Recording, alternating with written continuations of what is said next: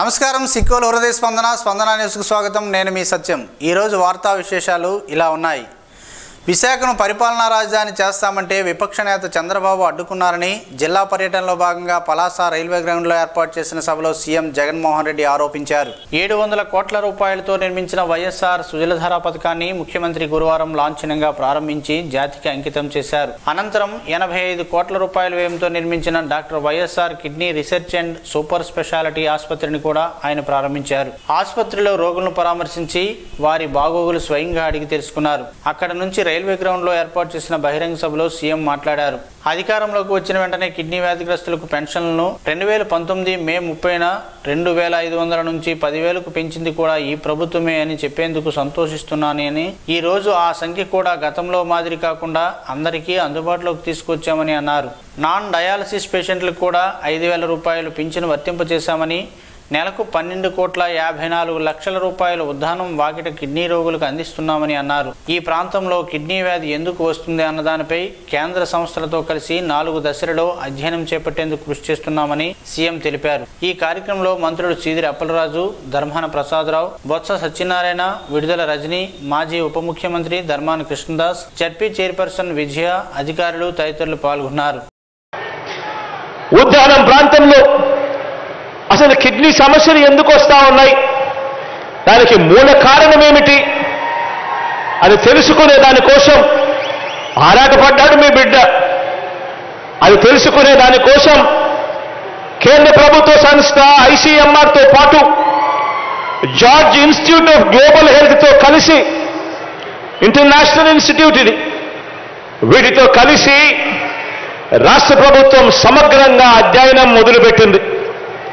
మొత్తంగా 4 దశల్లో సాగే ఈ అధ్యయనం ఇప్పటికే 3 దశలు కూడా పూర్తి చేశాం. కిడ్నీ వ్యాధిగ్రస్తుల్లో తీవ్రత ఉన్నవారిని గుర్తించడం, అవసరమైన పరీక్షలు చేయడం, వ్యాధి తీవ్రతను తగ్గించడం వంటి వాటితో వైద్య అధికారులందరికీ కూడా వేగంగా శిక్షణ ఇచ్చే కార్యక్రమం ఇప్పటికే అమల్లో ఉంది. ఈ ప్రాంతంలో కిడ్నీ వ్యాధుల తీవ్రతను తగ్గించడం కోసం ప్రపంచంలోనే అత్యుత్తమ పేరు పొందిన హార్వర్డ్ మెడికల్ స్కూల్తో పాటు నార్త్ కెరోలినా యూనివర్సిటీని కూడా మనందరి ప్రభుత్వం మనతో పాటు కలిసి పనిచేసేట్టుగా ఎంఓయూ కూడా చేసుకుంటా ఉంది అని చెప్పడానికి కూడా గర్వపడతా ఉన్నాను. ఈ కిడ్నీ రీసెర్చ్, ఈ సూపర్ స్పెషాలిటీ హాస్పిటల్ మన రాష్ట్రంలోనే కాదు, దేశంలోనే కాదు, ప్రపంచం మొత్తం మాట్లాడేట్టుగా కూడా చేయాలి అని తాపత్రయంతో మీ బిడ్డ అడుగులు వేస్తా ఉన్నాడు అని కూడా చెప్పడానికి సంతోషపడతా ఉన్నా.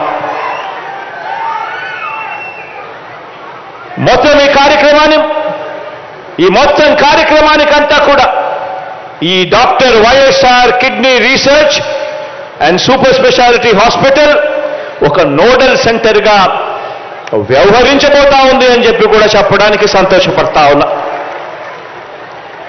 ఈరోజు రాష్ట్రంలో ఎక్కడైనా కూడా కిడ్నీ వ్యాధిగ్రస్తులు ఎక్కడ ఉన్నా కూడా ఆదుకునే విషయంలో, పర్మనెంట్గా దానికి సొల్యూషన్ ఇచ్చే విషయంలో అడుగులు వేగంగానే మీ బిడ్డ ముందుకు వేశాడు. ఉద్దానంలో మాదిరిగానే ప్రకాశం జిల్లా మార్కాపురంలో కూడా ఇటువంటి సమస్య ఉంది అని చెప్పి మీ బిడ్డ అక్కడ కూడా అడుగులు వేగంగా వేశాడు. అక్కడ కూడా సర్ఫేస్ వాటర్ తీసుకురావాలి అని తపన పడుతూ ఏకంగా వెలుగొండ టనళ్లను పరిగెత్తిచ్చా. ఆ టనళ్లను కూడా రేపు నెలలో జాతికి కూడా అంకితం చేసే పరిస్థితులకు కూడా తీసుకొచ్చు. గ్రూప్ 1, గ్రూప్ 2 పోటీ పరీక్షలకు హాజరయ్యే ఉద్యోగార్థుల వయోపరిమితిని 44 ఏళ్లకు పెంచాలని టీడీపీ జాతీయ ప్రధాన కార్యదర్శి నారా లోకేష్ డిమాండ్ చేశారు. వార్షిక జాబ్ క్యాలెండర్ జారీలో ప్రభుత్వం విఫలమైందని అన్నారు. ఈ మేరకు ముఖ్యమంత్రి జగన్కు లేఖ రాశారు. ఉద్యోగాల భర్తీలో తెలంగాణ విధానాన్ని ఏపీలోనూ అమలు చేయాలని లేఖలో పేర్కొన్నారు. 4.5 ఏళ్ల నిర్లక్ష్యం యువత భవితను నాశనం చేసిందని ఆయన ఆగ్రహం వ్యక్తం చేశారు. ఎన్నికలు దగ్గర పడుతున్నందున నోటిఫికేషన్ల పేరుతో మరోసారి వంచనకు సిద్ధమయ్యారని లోకేష్ విమర్శించారు. కులాలు మతాల మధ్య చిచ్చుపెట్టే రాజకీయ లబ్ధి పొందాలనేదే వైసీపీ కుట్రని లోకేష్ విమర్శించారు.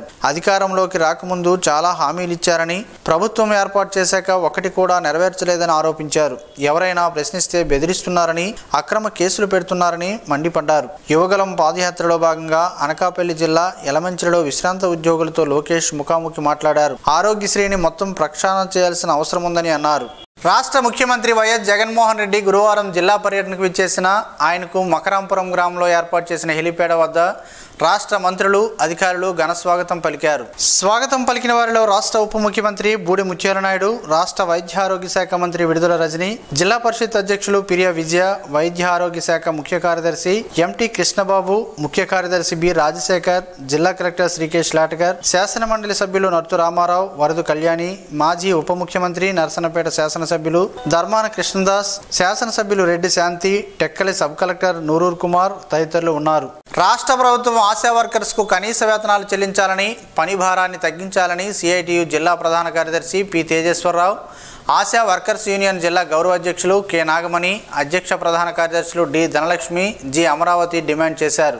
ఆశా వర్కర్స్కు కనీస వేతనం చెల్లించాలని, పని భారాన్ని తగ్గించాలని, ప్రభుత్వ సెలవులు, రిటైర్మెంట్, గ్రూప్ ఇన్సూరెన్స్ సౌకర్యం, సంక్షేమ పథకాలు అమలు చేయాలని, ఆశా నియామకాల్లో రాజకీయ జోక్యం తొలగించాలని, ప్రభుత్వమే నియామకాలు జరపాలని కోరుతూ ఏపీ ఆశా వర్కర్స్ యూనియన్ రాష్ట్ర వ్యాప్త పిలుపులో భాగంగా కలెక్టరేట్ సమీపాన గల జ్యోతిబా పూలే పార్కు వద్ద ఆశా వర్కర్స్ 36 గంటల ధర్నా, వంటవార్పు కార్యక్రమాన్ని నిర్వహించారు. ఈ రోజు ప్రారంభించిన ఈ 36 గంటల ధర్నాలో ఆశా వర్కర్లంతా వంటవార్పు నిర్వహించి భోజనాలు చేసి రాత్రి కూడా ఇక్కడే నిద్రించి రేపు సాయంత్రం వరకు ధర్నా కొనసాగుతుందని అన్నారు. ఈ సందర్భంగా వారు మాట్లాడుతూ జిల్లా పర్యటనలో ఉన్న ముఖ్యమంత్రి వైఎస్ జగన్మోహన్ రెడ్డి ఆశాల సమస్యల పరిష్కారానికి స్పష్టమైన ప్రకటన చేయాలని డిమాండ్ చేశారు. ఆశా వర్కర్స్ కు కనీస వేతనాలు చెల్లించాలని, పని భారాన్ని తగ్గించాలని డిమాండ్ చేశారు. ప్రభుత్వ సెలవులు, రిటైర్మెంట్, గ్రూప్ ఇన్సూరెన్స్ సౌకర్యం, సంక్షేమ పథకాలు అమలు చేయాలని కోరారు. నియామకాల్లో రాజకీయ జోక్యం తొలగించాలని, ప్రభుత్వమే నియామకాలు జరపాలని, రిటైర్మెంట్ కాలాన్ని 62 ఏళ్లకు పెంచాలని, రిటైర్మెంట్ బెనిఫిట్స్ కల్పించిన తర్వాతే రిటైర్మెంట్ చేయాలని డిమాండ్ చేశారు.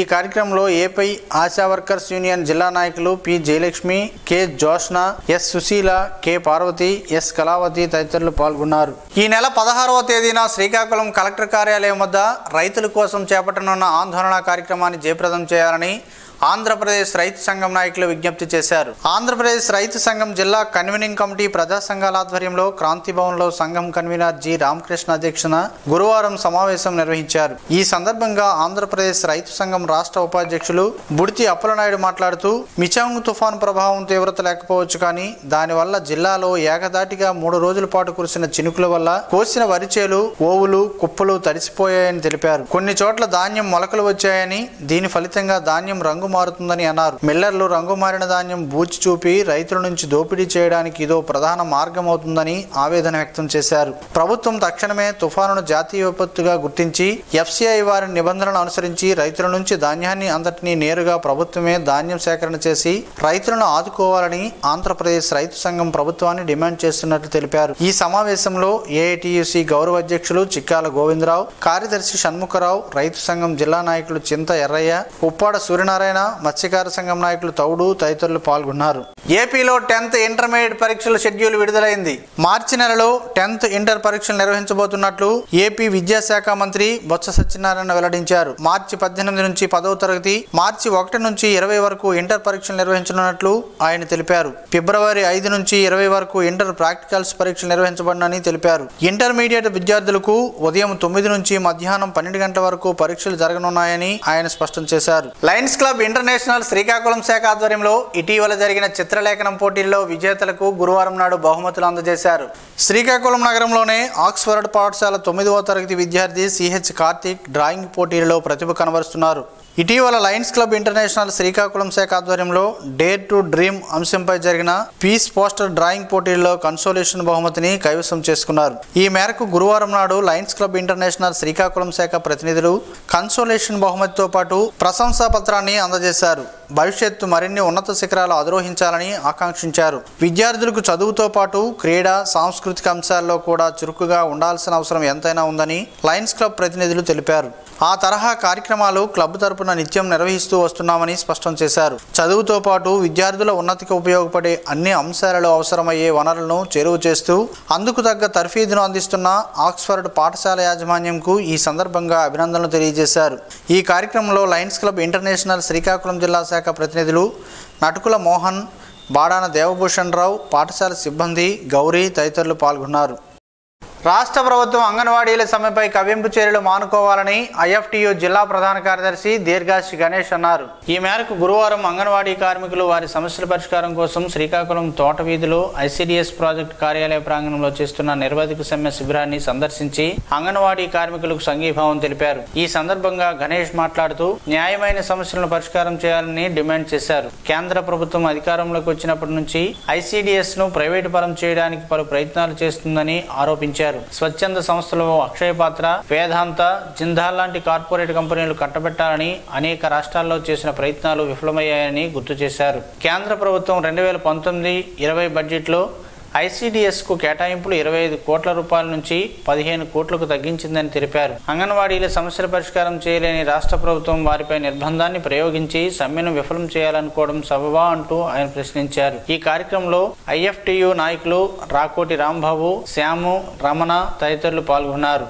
వినియోగదారుల అవగాహనతోనే మార్కెట్లో జరిగే మోసాలకు అడ్డుకట్ట వేయొచ్చని తూనికలు కొలతల శాఖ సహాయ కంట్రోలర్ విశ్వేశ్వరరావు పేర్కొన్నారు. ఈ నెల 24వ తేదీన నిర్వహించనున్న జాతీయ వినియోగదారుల దినోత్సవాన్ని పురస్కరించుకుని advocates association for social responsibility and awareness సంస్థ నగరంలో టిపిఎం హై స్కూల్, మున్సిపల్ ఎలిమెంటరీ స్కూల్లో విద్యార్థులకు వినియోగదారుల అవగాహన కార్యక్రమాన్ని నిర్వహించారు. ముఖ్య అతిథిగా హాజరైన తూనికలు కొలతల శాఖ సహాయ కంట్రోలర్ విశ్వేశ్వరరావు, ఇన్స్పెక్టర్ రాజా రమేష్ తూనికల కొలతల పనిముట్లను ప్రదర్శించి విద్యార్థులకు అవగాహన కల్పించారు. విద్యార్థి దశ నుండే చట్టంపై అవగాహన ఉండడం ద్వారా మోసాలు అరికట్టడం సాధ్యమని అన్నారు. సీనియర్ న్యాయవాది, వాకర్స్ క్లబ్ మాజీ గవర్నర్ ఇందిరాప్రసాద్ వినియోగదారుల చట్టం 2019 వినియోగదారుల హక్కుల బాధ్యతల గురించి విద్యార్థులకు సాహోదరణంగా వివరించారు. వాకర్స్ క్లబ్ మాజీ గవర్నర్ ఇందిరాప్రసాద్ వినియోగదారుల చట్టం 2019 వినియోగదారుల హక్కుల బాధ్యతల గురించి విద్యార్థులకు సోదాహరణంగా వివరించారు. ఆస్రా జిల్లా అధ్యక్షులు డాక్టర్ గంజి అజ్రా అధ్యక్షతన జరిగిన ఈ అవగాహన సదస్సులో ప్రధాన ఉపాధ్యాయులు, ఆస్రా ప్రతినిధులు అకినానా రవికుమార్, కట్టా పార్థసారథి, ఉపాధ్యాయులు, విద్యార్థుల తల్లిదండ్రులు పాల్గొన్నారు. సమాజంలో ఏ వ్యక్తి అయినా గౌరవం పొందాలన్నా ఉన్నత స్థాయికి చేరుకోవాలని, అదే విద్యతోనే సాధ్యమవుతుందని ఎస్ఎస్ఆర్ చారిటబుల్ ట్రస్ట్ అధినేత డాక్టర్ సోర శ్రీనివాసరావు తెలిపారు. తోటపాలెంలోని ఎంపీయూపీ పాఠశాలలో ప్రధాన ఉపాధ్యాయుల సూచన మేరకు పాఠశాలలో సోర శ్రీనివాసరావు తన సొంత నిధులతో ఏర్పాటు చేసిన సరస్వతి విగ్రహాన్ని గురువారం ఆవిష్కరించారు. అనంతరం పర్యావరణ పరిరక్షణ నిమిత్తం మొక్కలు నాటారు. ఈ సందర్భంగా శ్రీనివాసరావు మాట్లాడుతూ క్రమశిక్షణ కలిగిన విద్య సకల సంపదలను అందిస్తుందని విద్యార్థులకు వివరించారు.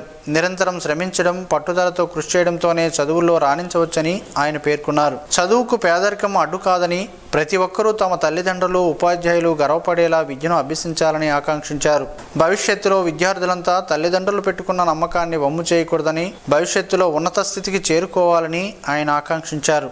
అనంతరం విద్యార్థులకు వాలీబాల్ కిట్లను, క్రీడా సామగ్రిని సూర శ్రీనివాసరావు చేతుల మీదుగా పంపిణీ చేశారు. భవిష్యత్తులో పాఠశాల అవసరాలకు తాను ఎప్పుడూ అండగా ఉంటానని హామీ ఇచ్చారు. ఈ కార్యక్రమంలో స్థానిక సర్పంచ్ కల్లేపల్లి తిరుపతిరావు, పాఠశాల ప్రధానోపాధ్యాయులు పివి నాగేంద్ర, ఉపాధ్యాయులు తదితరులు పాల్గొన్నారు.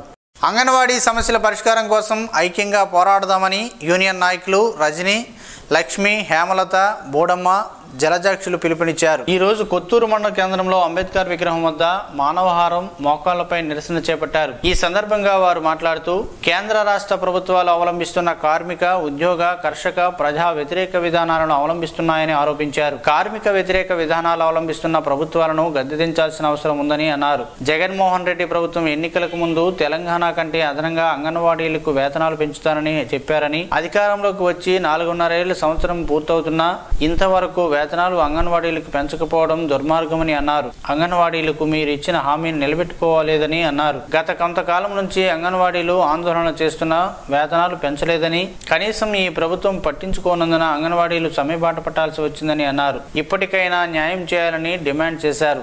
ఈ కార్యక్రమంలో ప్రజా సంఘాల నాయకులు సిర్ల ప్రసాద్, సుధీష్ణ, రోహిణి, లక్ష్మి, మధుబాల, కామేశ్వరి, అనురాధ, శ్రీలక్ష్మి, ధనలక్ష్మి, భవానీ తదితరులు పాల్గొన్నారు. ఎచ్చెర్ల నియోజకవర్గం లావేరు మండలం తామాడ పాతరౌతుపేట గ్రామ సచివాలయం పరిధిలోని తామాడ గ్రామంలో గురువారం ఆంధ్రప్రదేశ్కి జగనే ఎందుకు కావాలంటే అనే కార్యక్రమాన్ని గురువారం జరిగింది. ఈ కార్యక్రమంలో భాగంగా ప్రభుత్వం 4.5 సంవత్సరాల కాలంలో చేసిన అభివృద్ధి డేటా బోర్డును ఎంపీపీ రొక్కం బాలకృష్ణ ఆవిష్కరించారు. స్థానిక నాయకులతో కలిసి అధ్యక్షుడు రాజీనాయుడు వైఎస్ఆర్ కాంగ్రెస్ పార్టీ జెండాను ఆవిష్కరించారు. పాలిశెట్టి మధుబాబు ఆధ్వర్యంలో జరిగిన ఈ కార్యక్రమంలో ముఖ్య అతిథి బాలకృష్ణ మాట్లాడుతూ ముఖ్యమంత్రి జగన్ నిరంతరం ప్రజల కోసం సంక్షేమ పథకాలు అమలు చేశారని, రానున్న కాలంలో జగన్మోహన్ రెడ్డిని ఆశీర్వదించాలని కోరారు. మధుబాబు మాట్లాడుతూ రాష్ట్రమంతా మంచి పనులకు శ్రీకారం చుట్టిన జగన్నే కావాలని ప్రజలంతా కోరుకుంటున్నారని తెలిపారు. ఈ కార్యక్రమంలో లావేరు మండలం పార్టీ అధ్యక్షుడు దన్నాన రాజీనాయుడు, మండల కన్వీనర్ మీసాల శ్రీనివాసరావు, మహంతి, విజయలక్ష్మి తదితరులు పాల్గొన్నారు. సంతోషమాత అమ్మవారిని గురువారం నూతన ఈవో సుకన్య దర్శించుకున్నారు. ఈ సందర్భంగా ఆలయ ప్రధాన అర్చకులు మోదుకూరి కిరణ్ శర్మ ఈవో సుకన్యకు గోత్రనామాలతో అమ్మవారికి ప్రత్యేక పూజలు, కుంకుమ పూజలు జరిపించారు. అమ్మవారి తీర్థ ప్రసాదాలను శేషవస్త్రాలతో ఆలయ ప్రధాన అర్చకులు సత్కరించారు. అనంతరం వేద ఆశీర్వాదం అందజేశారు. యాదవులను బీసీబీలోకి మార్పు చేయాలని ఉత్తరాంధ్ర యాదవ సంఘం నాయకులు గద్దిబోయిన కృష్ణ యాదవ్ డిమాండ్ చేశారు. ఈ సందర్భంగా ఆయన ఒక ప్రకటన విడుదల చేశారు.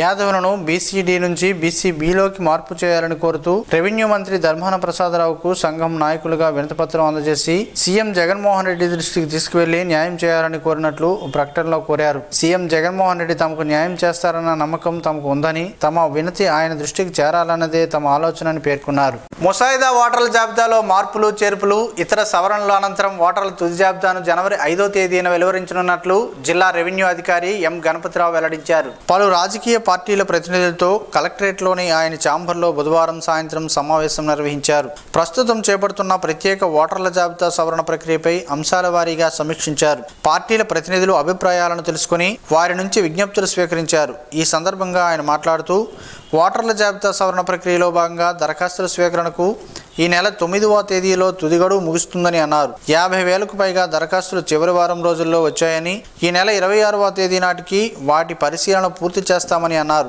మార్పులు, చేర్పులు అనంతరం వచ్చే నెల 5వ తేదీ తుది జాబితా ప్రచురిస్తామని తెలిపారు. అర్హత ఉన్నవారు ఓటు హక్కు పొందేందుకు మాత్రం ఫారం 6ను నేరుగా గానీ ఆన్లైన్లో గానీ ఇవ్వవచ్చని, ఈ ప్రక్రియ నిరంతరం కొనసాగుతుందని స్పష్టం చేశారు. వాటిని పరిశీలించి నామినేషన్లకు 10 రోజుల ముందు ప్రచురించే అనుబంధం సప్లిమెంట్ జాబితాలో చేర్చుతామని వివరించారు. పేర్ల తొలగింపునకు సంబంధించి ఇప్పటికే ఆయా వ్యక్తులకు నోటీసులు జారీ చేసినట్లు తెలిపారు.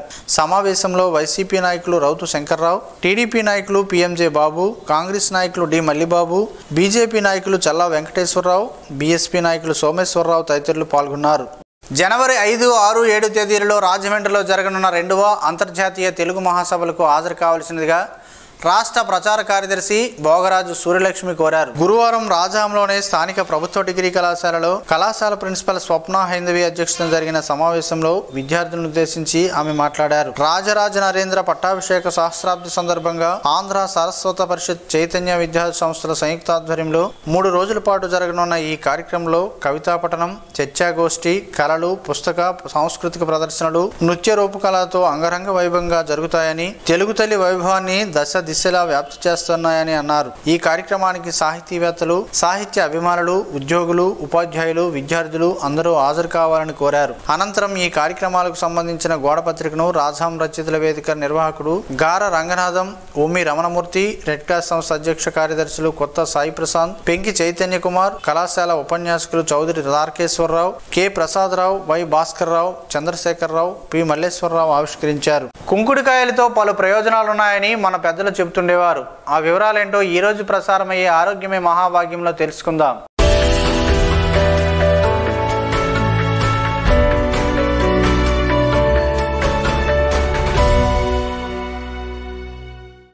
తలకు స్నానం చేయాలంటే కుంకుడుకాయలు లేదా షేకాయను గత 40 ఏళ్ల క్రిందట ప్రతి ఒక్కరూ వాడేవారు. కుంకుడుకాయలను అప్పట్లో వీధిలోకి వచ్చి రైతులు గాని వ్యాపారులు విక్రయించేవారు. వారి నుంచి కొనుగోలు చేసి కుంకుడుకాయల్లో పిక్కలను వేరు చేసి వాటిని ఒక దగ్గర దాచుకునేవారు.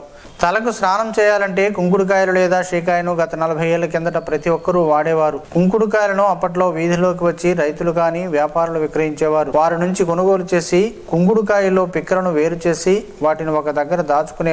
వాటిని స్నానం చేసుకునే ముందు నీటిలో వేసి బాగా కలిపి తలకు 2 సార్లు కుంకుడు పుల్లను పట్టిస్తే జుట్టుకు ఉన్న ఎంత జిడ్డైనా ఇట్టే పోయేది. ఇప్పుడున్న పెద్దలకు ఈ అనుభవాలు తెలిసినవే. అయితే ఈ కుంకుడు పుల్ల కంటిలో పడితే మాత్రం మంట కొట్టడం ఖాయం. అప్పట్లో పెద్దవారు కంటికి మంచిదని చెప్పేవారు. ఇప్పుడైతే షాంపూలు అందుబాటులో ఉన్నాయి. కానీ 40 ఏళ్ల కిందట పెద్దగా షాంపూలు అందుబాటులో లేవని చెప్పాలి. పెద్ద పెద్ద నగరాల్లో అందుబాటులో ఉండడం గగనమే. మారుతున్న పరిస్థితుల దృష్ట్యా వ్యాపారులు వారి వ్యాపారాన్ని పెంచుకునే దిశగా చిన్న చిన్న ప్యాకెట్లు బాటిళ్లలోనూ షాంపూలను విక్రయిస్తున్నారు. తలకు ఇలా రాయిగానే బోలెడంత పొంగు వస్తుంది. అయితే కుంకుడుకాయలతో తలస్నానం చేసుకుంటే జుట్టు ఆరోగ్యం బాగుంటుందని మన పెద్దలు చెప్పేవారు. వారంతా ఆచరించేవారు కూడా. ఇప్పటికైనా పర్యావరణాన్ని పాడు చేస్తున్న ఈ షాంపూలు వాటి కవర్లతో ఇబ్బందులు పాలు చేసే కన్నా చక్కగా కుంకుడుకాయలను కొనుగోలు చేసుకుని వాటిని వారానికి ఒకసారి శ్రమ అనుకోకుండా తలకు స్నానం చేసుకుంటే ఆరోగ్యంతో పాటు నేల తల్లి ఆరోగ్యాన్ని కూడా సహకరించిన వారం అవుతాం. చిన్న చిన్న షాంపూ ప్యాకెట్లను వాడి పారేయడంతో పర్యావరణానికి పెను ప్రమాదంగా మారుతుంది. అదే కుంకుడుకాయలతో అయితే ఎలాంటి పర్యావరణ హాని ఉండదు. ఉన్నదంతా పర్యావరణ అనుకూలమే. ఇప్పటికైనా విజ్ఞులైన వారంతా ఆలోచన చేసి బజార్ దొరుకుతున్న కుంకుడుకాయలను కొనుక్కొని వాడుకోవడంతో మన వంటికి ఆరోగ్యం, భూమాతకు ఆరోగ్యం. అలాగే ఇక్కడ ఈ ప్రాంతంలో కొనుగోలు చేయడం వలన ఈ ప్రాంత రైతులకు లాభం చేకూరుతుంది. లాభాలే తప్ప నష్టాలు లేని కుంకుడుకాయల వాడకంతో పోల్చితే షాంపూల వలన ఎలాంటి లాభాలున్నాయో అర్థం చేసుకోవాల్సి ఉంది.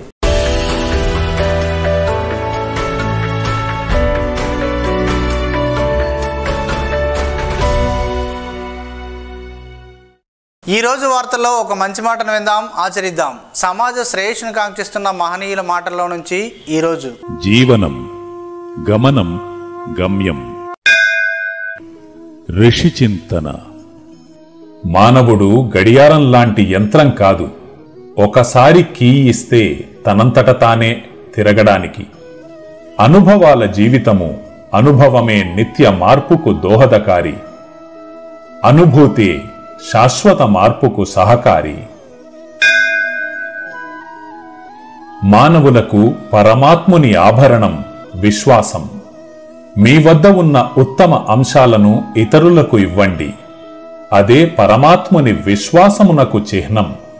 అప్పుడే పరమాత్మ అత్యంత ఉత్తమమైన సత్యం అనుభూతి ఇస్తాడు. ఓం శ్రీ గాయత్ర్యై నమః. స్పందన న్యూస్ ఇప్పుడు యూట్యూబ్లో అందుబాటులో ఉంచడమైనది. ఎస్డివి స్పేస్ స్పందన అని టైప్ చేసి ప్రేక్షకులు తమకు అనుకూలమైన సమయంలో న్యూస్ను వీక్షించగలరు. ఈ వార్తలు ఇంతటితో సమాప్తం. మరలా ప్రసారమయ్యే స్పందన న్యూస్లో కలుద్దాం. అంతవరకు సెలవు. నమస్కారం. మీ మాటే మా బాట.